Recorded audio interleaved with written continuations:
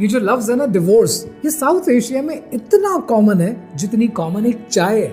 अक्सर लड़ाइयों में आपको सुनने को मिलेगा, मैं तुम्हें तलाक दे दूंगा, मैं छोड़कर चली जाऊंगी। लेकिन ये जो डिवोर्स होती है, अगर कभी हो जाए तो इसकी फाइनेंशियल कॉस्ट कितनी होती है, कभी अंदाजा लगाया है? एक फिगर लिख रहा हूं यहाँ पर, ये 0000 गिन रहे हैं आप, इसकी कितनी फाइनेंशियल कॉस्ट होती है, आए इस वीडियो में आज समझते हैं।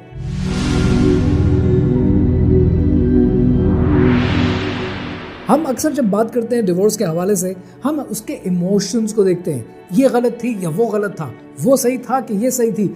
हमें उसकी कभी फाइनेंशियल एस्पेक्ट भी समझने चाहिए कि एक डिवोर्स में क्या कुछ लगता है। सो पहला हेड, कभी आपने खुदा ना खास्ता तलाक दे दी या आपकी तलाक हो गई, इसकी फाइनेंशियल कॉस्ट क्या होती है?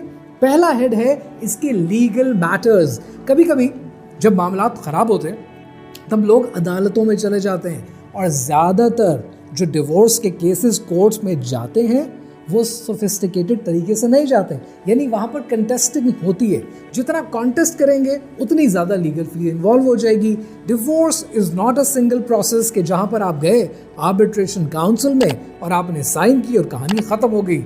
ये तो बड़े ही तमीज़दार लोग थे, कहाँ से मिले ये पढ़े लिखे लोग। लेकिन ज़्यादातर लोग जब डिवोर्सेस में जाते हैं, जब शादी को ख़त्म करने के प्रोसेस में जाते हैं, तब पढ़ाई लिखाई तालीम तहजीब सब खूब खाते चली जाती है। तब क्या होता है? तब कॉन्टेस्टिंग होती है, और कॉन्टेस्टिंग में इन्वॉल्व होते हैं वकला, कॉन्टेस्टिंग में इन्वॉल्व होते हैं आर्बिट्रेटर्स। अब यहाँ पर थोड़ा सा कहानी को समझिए। अगर मियाँ बीवी की लड़ाई हो गई तो आसान तरीका क्या है लीगल मैटर्स में कि एक आर्बिट्रेटर को अपॉइंट कर लिया जाए जिसका काम दोनों की सुलह सफाई कराना है। ये आर्बिट्रेटर इस वक्त कितना कॉस्ट करता है? 10 लाख रुपए।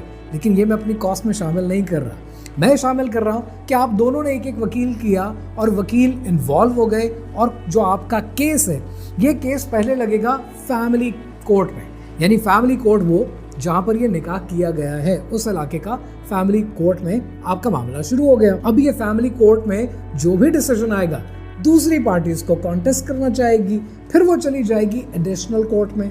एडिशनल कोर्ट में भी एक फैसला, जो भी फैसला आएगा वो किसी पार्टी की फेवर में किसी के खिलाफ होगा। अब आप उसको कॉन्टेस्ट करेंगे, आप चले जाएंगे हाई कोर्ट में। जब आप हाई कोर्ट में भी एक फैसला आएगा तो दूसरी पार्टी कॉन्टेस्ट करेगी, आप चले जाएंगे सुप्रीम कोर्ट में, और सुप्रीम कोर्ट फिर उस फैसले को इम्प्लीमेंट कराने के लिए वापस भेजेगी फैमिली कोर्ट में। That's how the whole process works. अब आपको लगेगा आपने जो वकील किया है, वकला अच्छे भी होते हैं, वकला बुरे भी होते हैं, जिस तरह हर इंसान अच्छा भी होता है बुरे भी होते हैं। वकला जो आपको मिलेंगे वो आपसे ये कहेंगे कि जी मैं ये केस 25,000 रुपये में कर दूंगा।